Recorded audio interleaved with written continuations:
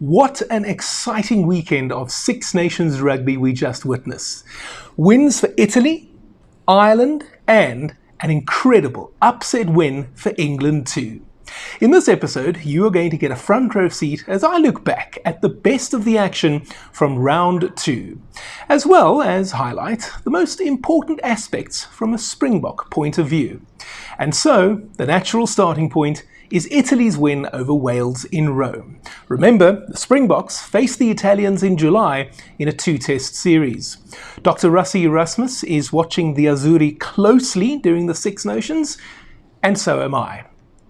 So what did we learn from their win over the Welsh on Saturday?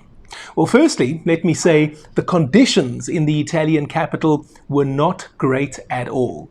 It rained throughout the match, creating slippery and greasy conditions. Of course, that applied to both teams. Where Italy were very clever, I thought, was that they played the percentages. They played a very low-risk game. And you might say that in those conditions, that is incredibly intelligent. Don't take risks, let the opposition make the mistakes. In many ways, that's what the Springboks have done so effectively over the years, especially in Rugby World Cup finals. One thing that did strike me about Gonzalo Quesada's team is that they started slowly. And that's 2 weeks in a row now.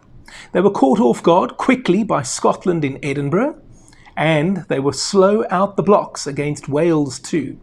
Okay, it didn't cost them in this match, but that's an area where Dr. Erasmus is going to look to exploit, I believe. Another area where they have a lot going for them is Paolo Garbisi. I suppose I say a lot going for them. It's not exactly as if starting slowly is something that's going for them. So that's a negative. Let's move on to the positives, okay? Paolo Garbisi, Ange Capuozzo, and Tommaso Allen. What's so special about these three backline players?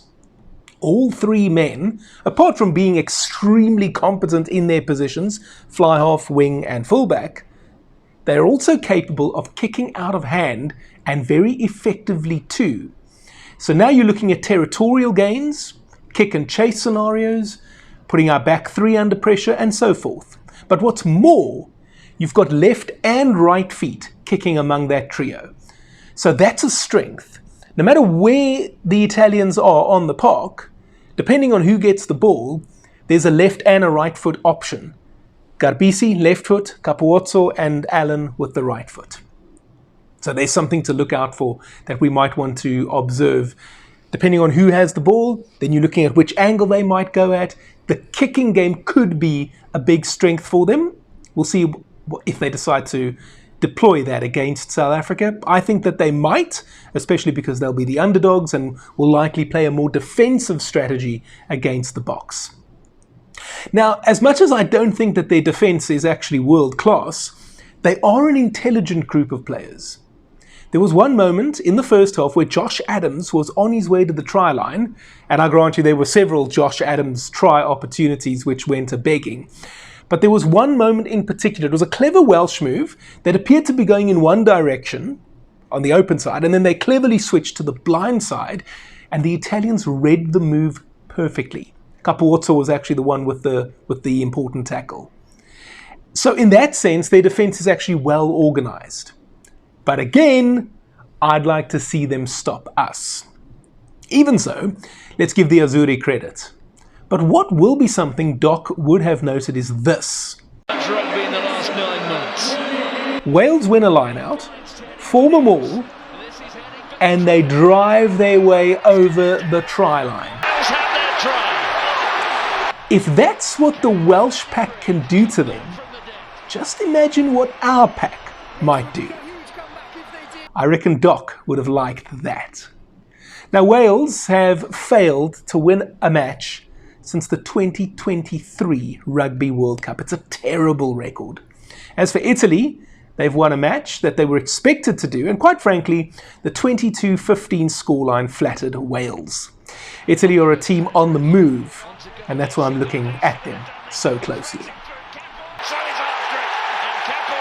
Next up, England and France played out a great match at Twickenham. It was another wet weather affair, and I, like a lot of other people, was expecting a French win here. Firstly, I think Les Bleus are a better team than the English. And to compound matters, Steve Borthwick's men came into this one on the back of 7 straight defeats to Tier 1 teams. Aish, as we might say in South Africa. Now, I thought that France dominated the opening exchanges. They looked the better team, not only in the first half, but for most of the match, actually. Unfortunately for them, they made a myriad of errors, and it ultimately cost them. That's how international rugby works. If you don't take your chances, you will be punished. It doesn't matter if you have a man-god Olympic gold medalist at scrum half or not. Now, credit to England here. For me, they showed tremendous courage, heart, and fight. They kept going, and crucially, they stayed in touch with the visitors.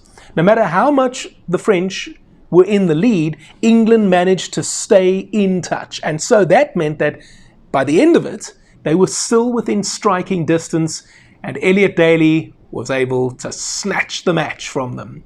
26-25 to Borthwick's men. Special mention here to Tom Curry. I know I've given him a lot of stick over the Bongimbonambi incident at the Rugby World Cup, and I maintain it was justified. But let me say this, that on Saturday, Curry was a beast. This was a British and Irish Lions flank performance, if you ask me.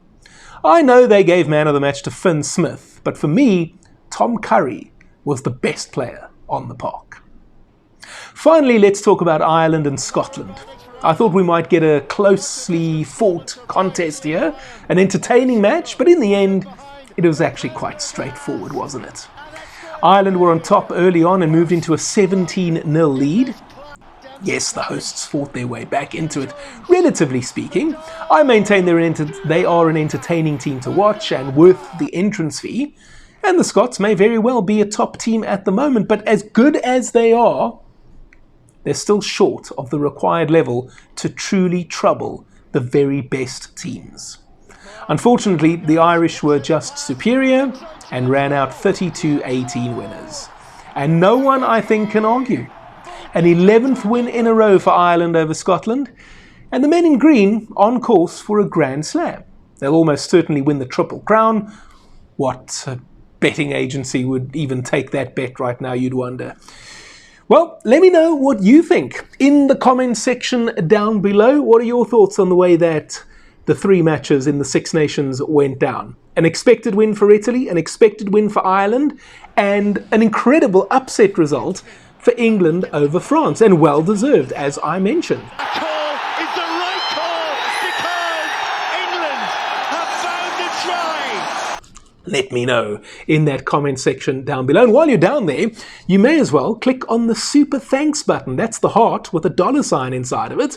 It'll give you the opportunity to make a highlighted comment on the channel, and also I will reply to it. That's a promise. I will also click the heart button on your comment, and it will give you the opportunity to make a small donation to my channel. Why would I want you to do that? Well, 2 reasons. 1, I would love to do this full time and provide you with even more content.